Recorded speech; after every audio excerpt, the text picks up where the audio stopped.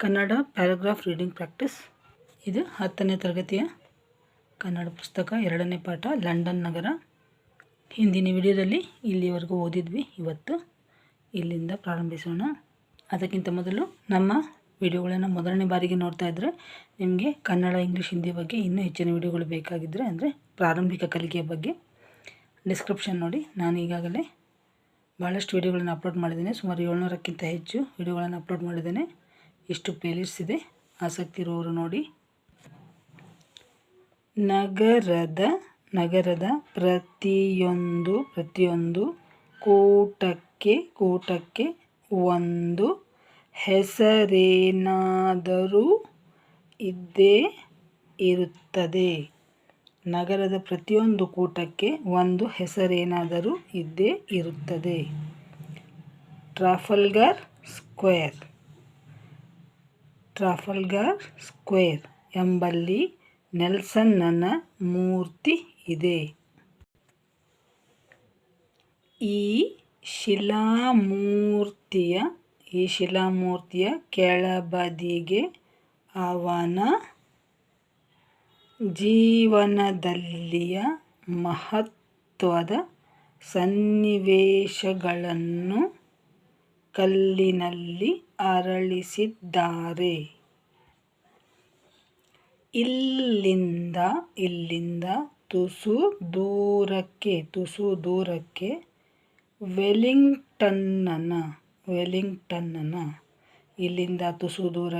ವೆಲ್ಲಿಂಗ್ಟನ್ನನ ಶಿಲಾಪ್ರತಿಮೆ. ಬೀದಿಗೆ ಮೂಲೆಗೆ ಇತಿಹಾಸ ಪ್ರಸಿದ್ಧ ಪುರುಷರು. ಬೀದಿಗೆ ಮೂಲೆಗೆ ಇತಿಹಾಸ ಪ್ರಸಿದ್ಧ ಪುರುಷರು ತಮ್ಮ ದೇಶಕ್ಕಾಗಿ ಜೀವನವನ್ನು ಲೆಕ್ಕಿಸದೆ ದುಡಿದವರು. ನಿಂತು ಕೈಯೆತ್ತಿ ನಿಮ್ಮ ದೇಶದ ಗೌರವವನ್ನು ಕಾಯಿರಿ. ಇದು ದೊಡ್ಡದಾದ ರಾಷ್ಟ್ರ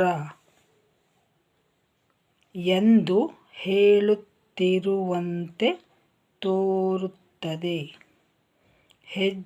ಹೆಜ್ಜೆಗೆ ಇತಿಹಾಸದ ಅಡಿಗಲ್ಲುಗಳು ದೊರೆಯುತ್ತವೆ. ಬೀದಿಯಲ್ಲಿ ಲಕ್ಷಾನುಲಕ್ಷ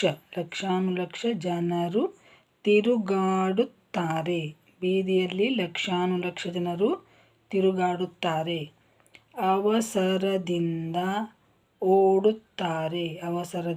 ಓಡುತ್ತಾರೆ. ಟೈಮ್ ಇಸ್ ಮನಿ. ಹೊತ್ತೇ ಹಣ. ಇದು ಅಕ್ಷರಶಃ ವಿಲಾಯಿತಿಯಲ್ಲಿ ನಿಜವಾಗಿದೆ. ಇಲ್ಲಿಯ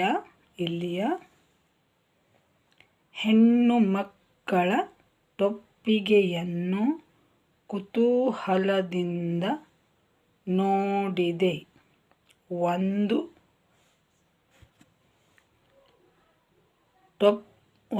ಟೊಪ್ಪಿಗೆಯಂತೆ ಇನ್ನೊಂದಿರುವುದಿಲ್ಲ.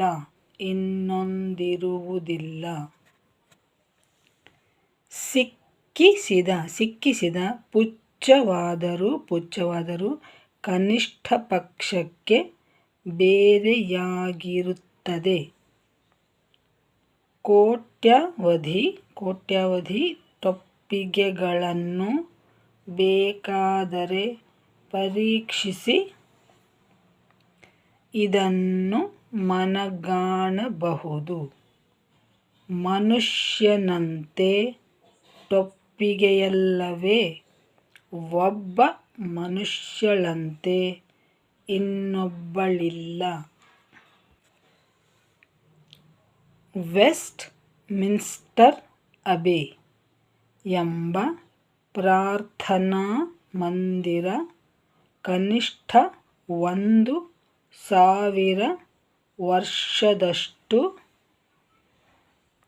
ಪುರಾತನವಾದ ಮಂದಿರ. ಕೆಲವೊಂದು ಭಾಗಗಳ ದುರಸ್ತಿಯನ್ನು ಬಿಟ್ಟರೆ ಇಂದಿಗೂ ಅಚ್ಚಳಿಯದೆ ಉಳಿದಿದೆ. ಇಲ್ಲಿ ಸಂತ ಸಾರ್ವಭೌಮರು ಮಲಗಿರುವರು. ಕವಿಪುಂಗವರು ಹೊರಗಿರುವರು. ಸತ್ತವರ ಸ್ಮಾರಕವೆಂದು ಇದಕ್ಕಿಂತ ಘನತರವಾದ ಮಂದಿರವು ಜಗತ್ತಿನಲ್ಲಿ ಇನ್ನೆಲ್ಲಿಯೂ ಇರಲಾರದು. ಮರ್ತ್ಯತ್ವವೇ ಎಷ್ಟು ಗೋರಿ ಗುಂಪುಗಳು ಇಲ್ಲಿವೆ ನೋಡಿ ಅಂಜು. ಮರ್ತ್ಯತ್ವವೇ ಎಷ್ಟು ಗೋರಿ ಗುಂಪುಗಳು ಇಲ್ಲಿವೆ ನೋಡಿ ಅಂಜು ಎಂದು 300 ವರ್ಷಗಳ ಹಿಂದೆ ಬ್ಯೂಮಾಂಟ್ ಎಂಬ ಕವಿಯು ಹಾಡಿದನು. ಗೋಲ್ಡ್ಸ್ಮಿತ್ ಹಾಗೂ ಎಡಿಸನ್ ಎಂಬ ಪ್ರಖ್ಯಾತ ಸಾಹಿತಿಗಳು ವಿಸಿಟ್ ಟು ವೆಸ್ಟ್ಮಿನಿಸ್ಟರ್ ಅಬೆಯ ಸಂದರ್ಶನ ಎಂಬ ವಿಷಯದ ಮೇಲೆ ಉತ್ತಮವಾದ ನಿಬಂಧಗಳನ್ನು ಬರೆದಿದ್ದಾರೆ. ಇಂದಿಗೂ ಇದು ಕಬ್ಬಿಗರ ಸ್ಫೂರ್ತಿಯ ತವರು ಮನೆಯಾಗಿದೆ. ಹೊರಗಿನಿಂದ ಉತ್ತಮವಾಗಿ ಶೃಂಗರಿಸಿದ ಸಣ್ಣ ಬಾಗಿಲೊಂದು ಕಾಣುತ್ತಿದೆ.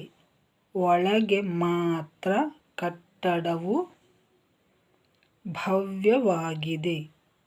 ನಾವು ಹೋದಾಗ ಪಾದ್ರಿಯು ಪ್ರಾರ್ಥನೆಯನ್ನು ಓದುತ್ತಿದ್ದರು. ಕೇಳಲೆಂದು ನೂರಾರು ಜನರು ನೆರೆದಿದ್ದರು. ಸರಕಾರಿ ಡಾಕ್ಟರರಂತೆ ಇಲ್ಲಿ ಸರಕಾರಿ ವೈದಿಕರೂ ಇರುತ್ತಾರೆ. ಜನರ ಆತ್ಮಗಳ ಆರೋಗ್ಯವನ್ನು ಕಾಯುವುದೇ ಅವರ ಕೆಲಸ. ಇದು ಎಷ್ಟರ ಮಟ್ಟಿಗೆ ಸಾಧಿಸುವುದೋ ದೇವರೇ ಬಲ್ಲ. ಬಹುಜನರು ಪ್ರಾರ್ಥನೆಗಿಂತ ಪ್ರಾರ್ಥನಾ ಮಂದಿರವನ್ನು ನಮ್ಮಂತೆ ನೋಡಲು ಬಂದಿದ್ದರೆಂದು ತೋರಿತು. ಪಾದ್ರಿಯ ಪ್ರಾರ್ಥನೆಯು ಮುಗಿದೊಡನೆ ದುಡು ತಮ್ಮ ಮನಸ್ಸೆಳೆದು ಮೂಲೆಗೆ ಅವರು ಸಾಗಿದರು. ಸಾಗುವ ಹಾದಿಯ ಎಡಬಲಕ್ಕೆ ರಾಜಕಾರಣ ಚತುರರ ಶಿಲಾಮೂರ್ತಿಗಳಿವೆ. ಮೊದಲು ಕಣ್ಣಿಗೆ ಬೀಳುವ ದೃಶ್ಯವೇ ಇದು. ರಾಜರಿಗಿಂತ ಕವಿಗಳಿಗಿಂತ ಇವರೇ ಆಂಗ್ಲರ ಕೀರ್ತಿ ಧ್ವಜವನ್ನು ನಿಲ್ಲಿಸಿದರೆಂದು ಇಲ್ಲಿಯವರ ಅಭಿಪ್ರಾಯವೆಂದು ಕಾಣುತ್ತದೆ. ಪ್ರಾರ್ಥನೆಯು ನಡೆದಾಗ ನಾನು ಮೆಲ್ಲನೆ ಒಳಗೆ ನುಸುಳಿ ಬಾಗಿಲ ಹತ್ತಿರದಲ್ಲಿಯೇ ನಿಂತಿದ್ದೆ. ಸಹಜವಾಗಿ ಮೇಲಕ್ಕೆ ಮೋರೆ ಎತ್ತಿ ನೋಡಲು ಅಲ್ಲಿ Earl of Chatham, Earl of Chatham, Earl of Chatham ನು ನನ್ನ ಕಡೆ ನೋಡುತ್ತಾ ನಿಂತಿದ್ದನು. ಹಾಗೆ ಎದುರಿಗೆ ನಿಟ್ಟಿಸಿ ನೋಡಿದೆ. ಗ್ಯಾಡ್ಸ್ಟನ್, ಮಾಲ್ಫ್, ಡಿಸ್ರೇಲಿ ಮೊದಲಾದವರು ಕಣ್ಣಿಗೆ ಬಿದ್ದರು. ಪ್ರಾರ್ಥನೆಯು ಮುಗಿದು ಇದೇ ಮೊದಲಾದ ಶಿಲಾಮೂರ್ತಿಗಳ ನಡುವೆ ಹಾಯ್ದು ಪಾದ್ರಿಯ ಆಸನದ ಕಡೆಗೆ ಹೋದೆ. ಅಲ್ಲಿ ಉತ್ತಮವಾದ ಕೆತ್ತನೆಯ ಕೆಲಸವು ಕಣ್ಣಿಗೆ ಬಿತ್ತು. ಇಲ್ಲಿ ಕಣ್ಣಗೆ ಅಂತ ಇದೆ, ಇದು ಕಣ್ಣಗೆ ಅಂತ ಹೀಗೆ ಓದಬೇಕಾದ್ರೆ ಕಣ್ಣಿಗೆ ಅಂತಾದರೆ ಇಲ್ಲಿ ಗುಡಿಸು ಕೊಡಬೇಕು. ಕೆಲಸವು ಕಣ್ಣಿಗೆ ಬಿತ್ತು. ಬಂಗಾರದ ಬಣ್ಣವನ್ನು ಅದಕ್ಕೆ ಕೊಟ್ಟಿದ್ದರು. ಗುಡಿಸು ಕೊಡಬೇಕು. ಕಣ್ಣಿಗೆ ಅಂದರೆ ಗುಡಿಸು ಕೊಡಬೇಕು. ಅದು ಕಣ್ಣಗೆ, ಇದು ಗುಡಿಸು ಕೊಟ್ಟರೆ ಕಣ್ಣಿಗೆ. ಕೆಲಸವು ಕಣ್ಣಿಗೆ ಬಿತ್ತು. ಬಂಗಾರದ ಬಣ್ಣವನ್ನು ಅದಕ್ಕೆ ಕೊಟ್ಟಿದ್ದರು. ಇವತ್ತಿಗೆ ಎಷ್ಟು ಸಾಕು. ಮುಂದಿನ ವಿಡಿಯೋದಲ್ಲಿ ಮತ್ತಷ್ಟು ಓದೋಣ. ಅಲ್ಲಿಯವರೆಗೂ ಎಲ್ಲರಿಗೂ ಧನ್ಯವಾದಗಳು. ನಮಸ್ಕಾರ.